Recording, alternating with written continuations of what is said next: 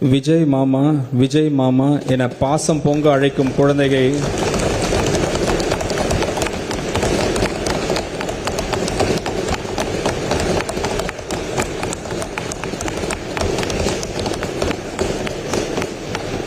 விஜய் மாமா விஜய் மாமா என பாசம் அழைக்கும் குழந்தைகள் செல்வங்களை பற்றி நாள்தோறும் சிந்திப்பவர் நமது மாண்புமிகு முதலமைச்சர் அவர்கள்.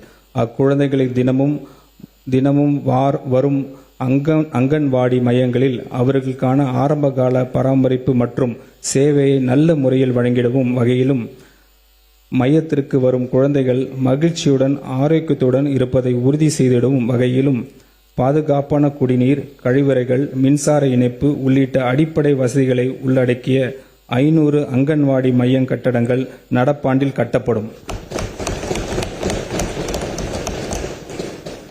டிரான்ஸ்ஜெண்டர்களுக்கு திருநர்கள் சமூக மற்றும் பொருளாதார அதிகாரமளிப்பு உறுதி செய்யும் வகையில் தமிழ்நாட்டு திறன் மேம்பாட்டுக் கழகத்தின் TNSDC மூலம் பல்வேறு தொழில்களின் திறன் பயிற்சி வழங்கப்படும். மேலும் அவர்கள் தொழில் தொடங்குவதற்கும் நிலையான வாழ்வாதாரத்தை உறுதிப்படுத்துவதற்கும் மானியத்துடன் இணைந்து வங்கிக் கடன் வசதியும் வழங்கப்படும்.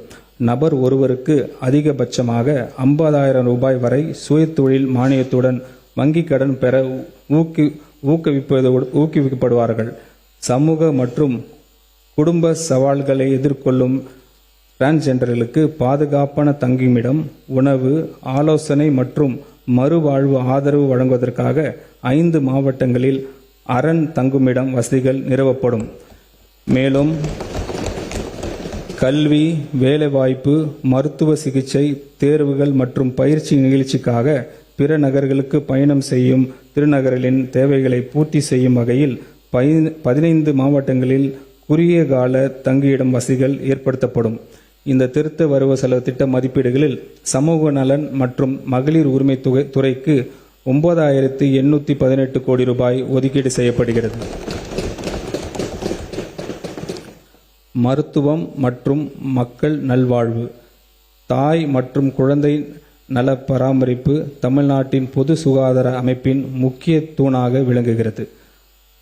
அண்மையில் எடுத்த நேஷனல் சாம்பிள் ரெஜிஸ்ட்ரேஷன் சிஸ்டம் சர்வேயின்படி தமிழ்நாட்டின் குழந்தை இறப்பு விகிதம் 1000 பிறப்புகளுக்கு 11 உள்ளது. இது தேசிய அளவில் மிக குறைந்த விதங்களில் ஒன்றாகும். அரசு தொடர்ந்து பொது சுகாதாரத்துறையில் செயல்படுகிற திட்டங்களால் மட்டுமே இது சாத்தியமானது. இதற்கு சான்றாக மாநிலத்தின் 99.9% பிரசவங்கள் மருத்துவமனைகளில் நடைபெறுகின்றன. இவற்றில் 53% மேற்பட்ட பிரசவங்கள் அரசு மருத்துவமனைகளில் நடைபெறுகின்றன. அரசு மருத்துவமனைகளில் நடைபெறும் பிரசவங்களின் எண்ணிக்கையை அதிகரித்து இதன் மூலம் மருத்துவ தேவைகளுக்கான பொதுமக்கள் சொந்தமாக செலவிடும் தொகையை குறைக்கும் நோக்கில் அரசு தாய் மாமன் தங்க மோதிரம் திட்டத்தை செயல்படுத்த உள்ளது. இத்திட்டத்தின் கீழ் அரசு மருத்துவமனைகளில் பிறக்கும் அனைத்து குழந்தைகளும் குழந்தையின் பிறப்பு கொண்டாடும் வகையிலும் தாயாக ஆழம் பிறகு அடையும் மகிழ்ச்சியும் முக்கியத்துவத்தை போற்றும் வகையில் தாய் மாமன் அன்பளிப்பாக 1 கிராம் தங்க மோதிரம் வழங்கப்படும்.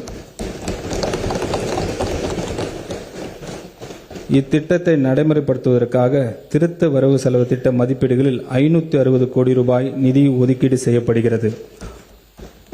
மூத்த குடிமக்களுக்காக தமிழ்நாடு முழுவதும் 1000 நடமாடும் முதியோர் சிகிச்சை மையங்கள் படிப்படியாக தொடங்கப்படும்.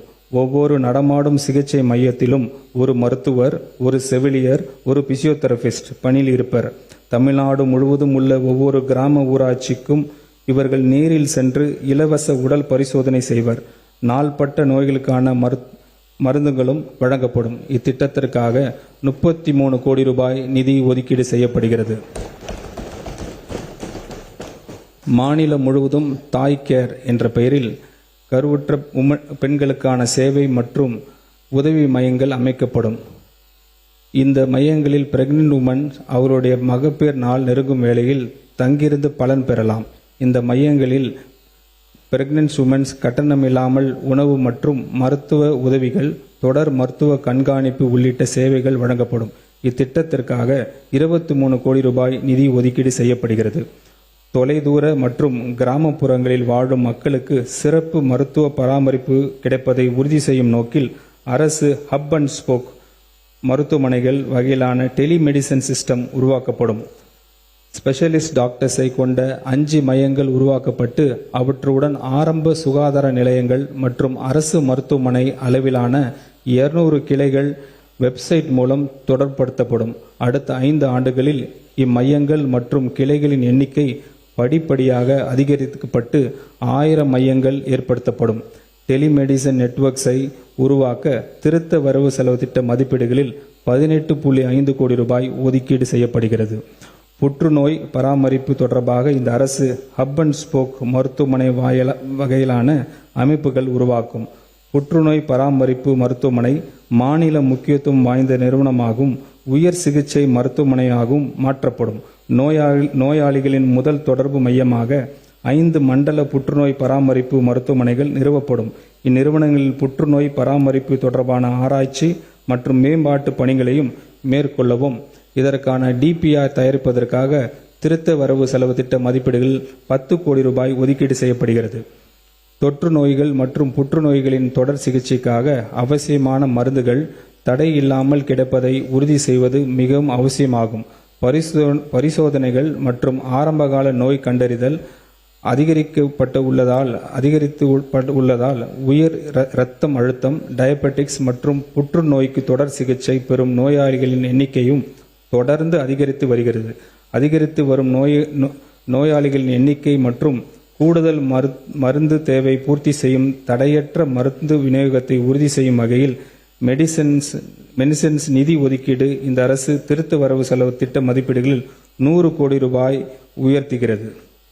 இந்த திருத்த வரவு செலவு திட்ட மதிப்பீடுகளில் மருத்துவம் மற்றும் மக்கள் நல்வாழ்வுத்துறைக்கு 23,357 கோடி ரூபாய் ஒதுக்கீடு செய்யப்படுகிறது.